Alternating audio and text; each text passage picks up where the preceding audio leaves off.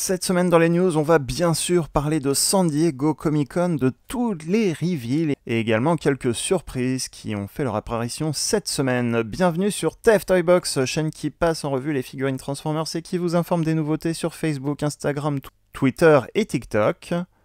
On enchaîne chronologiquement par les news de la semaine, par mercredi, et il est vrai qu'en France, Amazon France nous a fait la surprise de poster un petit peu en avance, trop en avance peut-être, les listings de deux nouveaux Leader Class. Le premier n'a même pas été révélé cette semaine, il s'agit de Studio Series Leader Class The Fallen, le grand méchant du deuxième film Transformers La Revanche.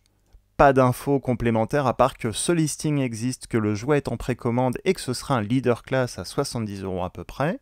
On a eu droit également à deuxième listing en avant-première sur Amazon France, et il s'agit de Legacy Leader Class Megatron, mais pour lui on va en reparler plus tard dans la vidéo.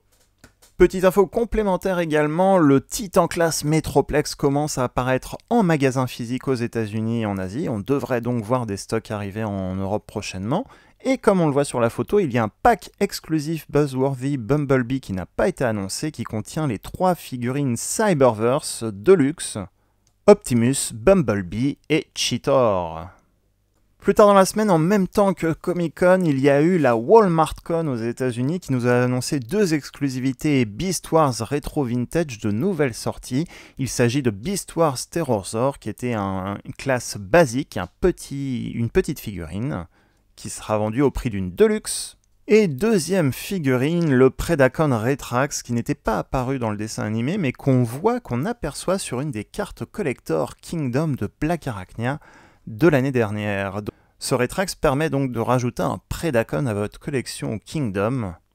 Ces 2 figurines rétro sont donc probablement disponibles également en Europe le plus tard, comme certaines figurines Beast Wars en France par les magasins spécialisés.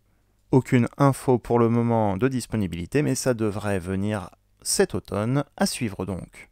Au panel de Comic-Con Legacy, on a droit à la vague 3 Legacy Leader Class, Deluxe Class et Voyager Class, avec sans surprise pour les Voyagers Starscream et Inferno. Commençons par une nouvelle image officielle de Starscream qui a l'air de marcher tranquillement en sortant de son portail. Étonnamment, on n'a droit qu'à une seule photo, le mode robot sans les accessoires. Pour tous les reveals, toutes les figurines Legacy, est-ce intentionnel des designers ou pas? Ça paraît bizarre, mais c'est comme ça. Pour le coup, la semaine dernière, des photos avaient fuité donc de ces Voyagers en avant-première de Starscream. Il a le droit à son épée habituelle et son Star Saber miniature. On avait eu droit également aux images de la boîte la semaine dernière, donc je vous les remets ici, avec 18 étapes de conversion mais pas de minicon, c'est dommage. Univers Armada. Là aussi, sans surprise, Inferno, deuxième Voyager de la vague 3 Legacy, j'allais dire Kingdom, mais voilà, enfin vous pouvez compléter votre casting Predacon de la saison 1 de Beast Wars. Il y avait 5 des 7 Predacon dans la gamme Kingdom, Tarantulas est une Deluxe de la vague 2, et Inferno est donc un Voyager Class de la vague 3, disponibilité certainement pour cet automne, et ici on a une autre image officielle de son mode animal, de son accessoire, le canon, le quadruple réacteur qu'il avait dans la série Beast Wars, qui va servir de canon, et on a droit également à son emballage avant, avec le bel artwork de fourmi, et l'arrière, 26 étapes de conversion pour ce personnage de Beast Wars Inferno. En Deluxe, on a déjà droit à 2 Decepticons, Crankcase qui sera le personnage de 1988, ici retravaillé à partir du moule de Skids, la voiture 4x4 Autobot de la vague 1 Legacy. Deuxième figurine Deluxe Dead End, sans surprise, un nouveau Stunticon pour compléter votre personnage de Menacor. On avait déjà Dragstrip, Wild Rider et Motormaster, donc là on a droit à un 4e personnage. Sans surprise, Breakdown devrait donc être dans la vague de luxe suivante, qui est le 5e Stunticon. Troisième photo, Blanker, il s'agit de Point Blank, l'Autobot Target Master Point Blank, je le dis très mal ce matin. Le seul Autobot de cette vague de luxe, là aussi les 3 images ont été présentées sans les armes. D'après les rumeurs, Blanker devrait avoir droit à son petit Target Master. Il n'est pas visible en photo, mais il devrait donc bien être présent à la fin du compte. Le saviez-vous également, Blanker est le nom japonais de Point Blank, côté Japon, chez Takara. Et dernière belle surprise, 4ème Deluxe de la vague 3, il s'agit de Skull Green, le personnage Pretender, et contrairement à Iguanus de la vague 1, il ne sera pas un Core Class mais un Deluxe Class bien plus gros, bien plus impressionnant et imposant. J'adore la tête de squelette Pretender posée entre guillemets sur le corps du robot interne au Pretender Skull Green.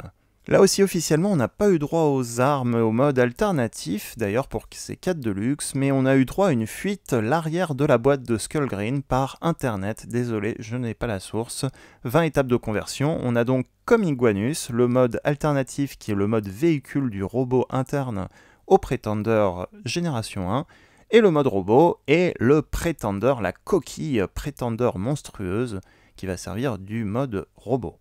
Je vous ai remis l'image du jouet Génération 1 à titre d'exemple, photo tirée du TF Wiki. On remarquera également que les armes collent aux armes Génération 1 des fusils qui avaient des lames d'épée sur le côté. Et là aussi, pas beaucoup de surprises avec Amazon, on a donc droit au Leader Class Megatron Transmetal de Megatron Dragon, l'évolution de Beast Wars Megatron dans la dernière saison de Beast Wars, un beau Leader Class. La photo c'est un peu simpliste et le manque de couleur avec le fond très coloré fait que ce personnage ressort pas très bien sur cette photo.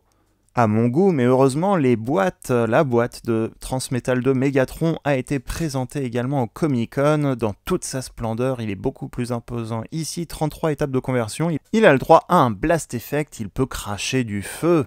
On a même droit au dessin sur le côté de la boîte, la tête du mode robot et également la tête à peu près du mode dragon. Et il y a visiblement une petite erreur sur la boîte à cause des designers. Le logo Predacon à compter de Megatron sera le logo Predacon de Transformers Prime et non de Beast Wars. Oups. Disponibilité de ces figurines en octobre-novembre, on sait déjà que Beast Megatron sera présent sur Amazon. Autre nouveauté, DK3 Breaker, la suite après DK de garde d'un nouveau personnage inspiré de l'univers Diaclone ou plutôt Diacron avec un K. DK3 est une figurine génération Select de la gamme Legacy.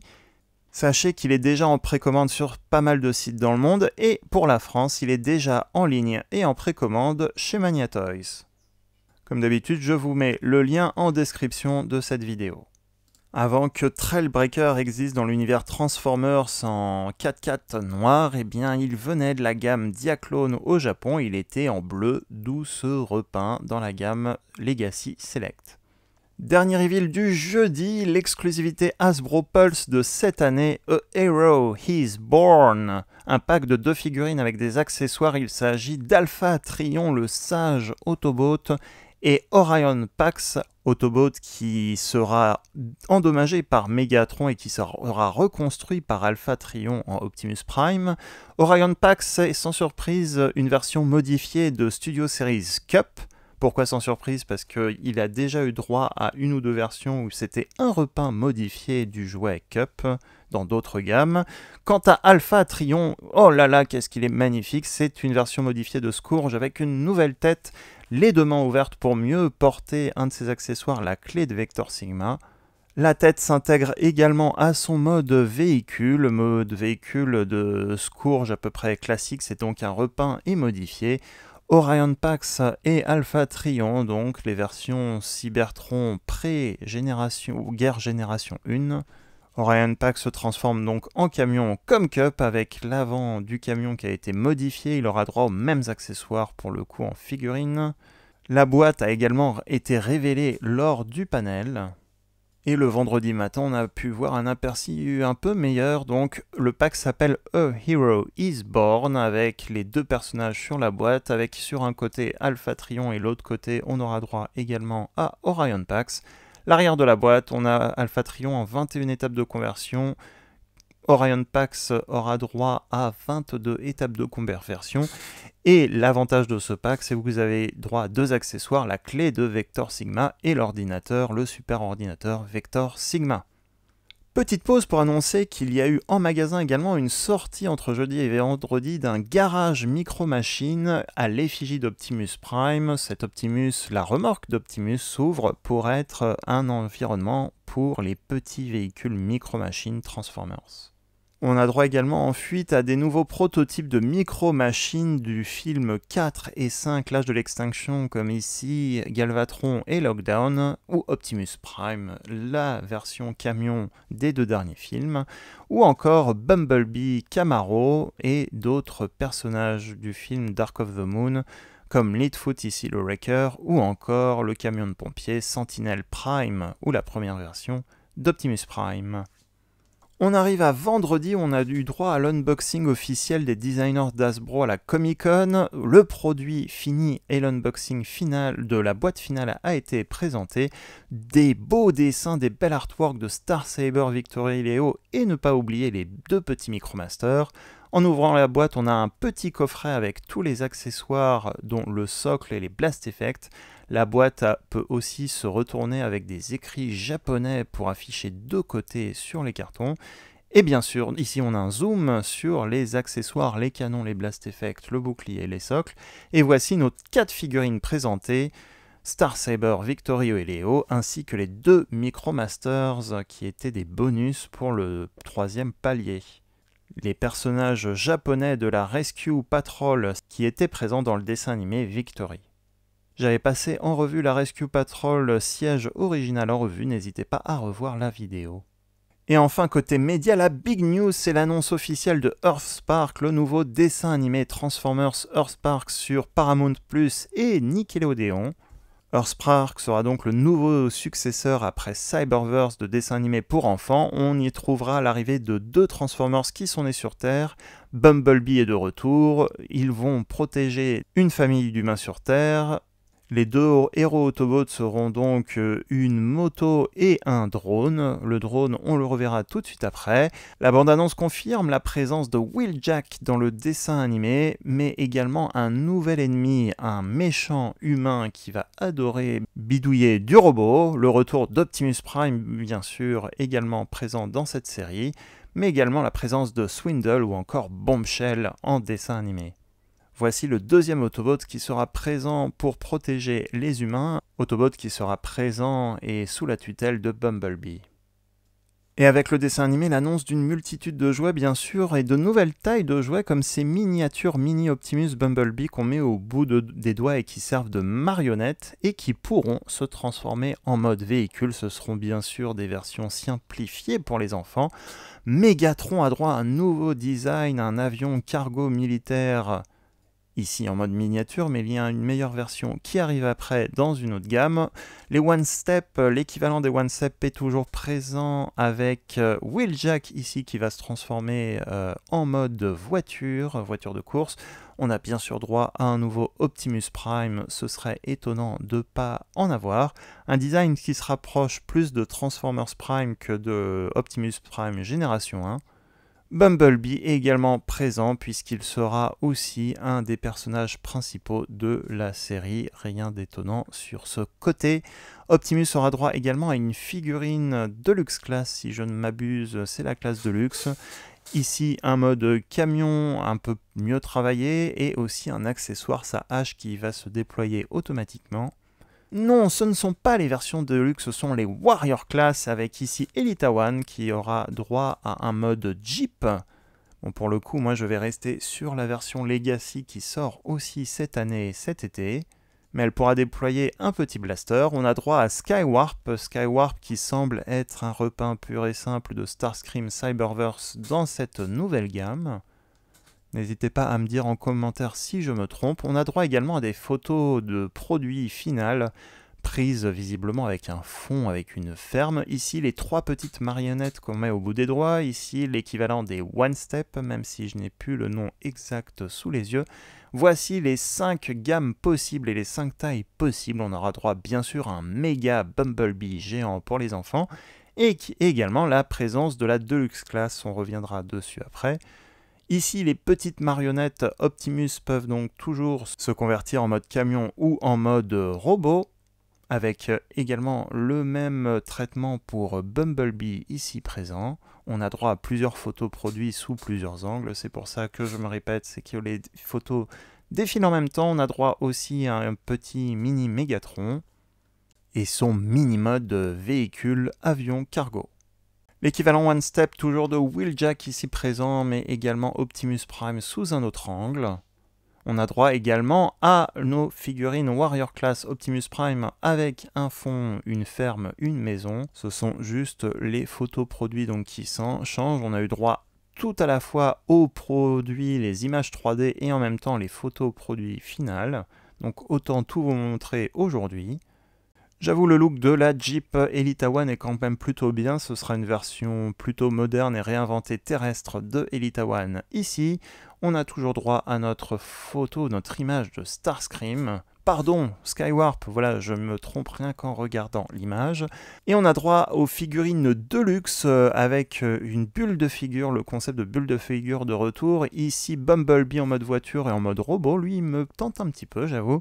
Et voici donc un Megatron, une présentation de Megatron un peu plus proche du dessin animé et surtout son super mode avion cargo qui est plutôt bien réussi dans cette classe, dans cette taille, je trouve, cette gamme de figurines. Et voici notre nouveau personnage, Twitch, son nouveau nom Twitch, qui se transforme en drone, et avec Megatron et Bumblebee, il constitue donc la première vague de figurines Deluxe.